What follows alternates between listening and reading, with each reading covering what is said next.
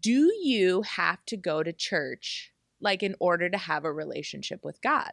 Church has become one of those words in our contemporary culture that has taken on a certain meaning, but it's lost its previous, its intended meaning. So, like Pastor Jacob, if someone were to talk about the church, what are they like 90% of the time? What are they usually referring to? Sunday service or a building. Yes, That's what Sunday service everybody or thinks, building. right? Yeah. So That's right. So church, and that wouldn't be wrong necessarily. That church is and can be a building, but in its original intention, it had a different meaning. So church is about the people, not so much about the building or worship as you or the place where you worship.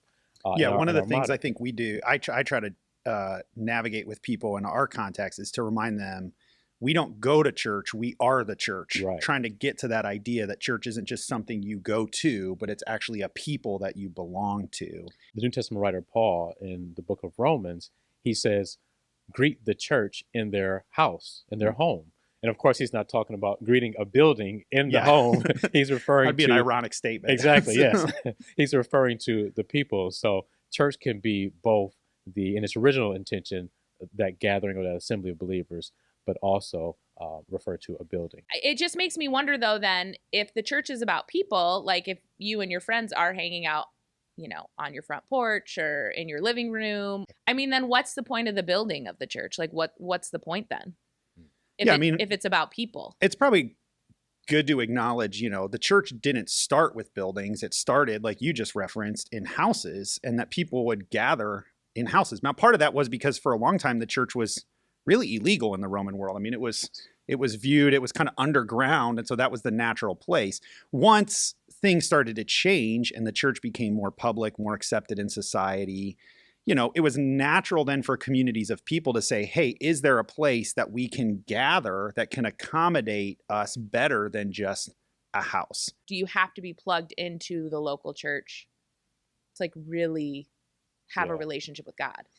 When you look across both Jesus's ministry and how then it plays out in the apostles on the New Testament, the church seems to be vital to the life of how we actually both become a Christian and grow as a Christian.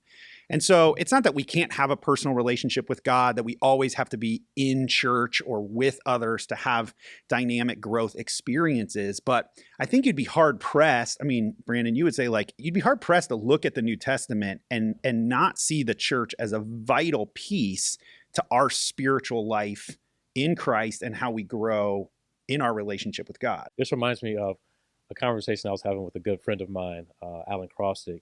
And he said, it's kind of funny, but it's very relevant. He said that question, the question of can one have a relationship with Christ and not go to church, is almost like asking, can one be married and not hug or kiss, your spouse?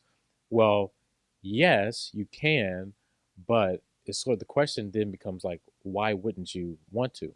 And if we think about Paul, again, I think it's in Ephesians, where he talked about that Christ loved the church and died for the church.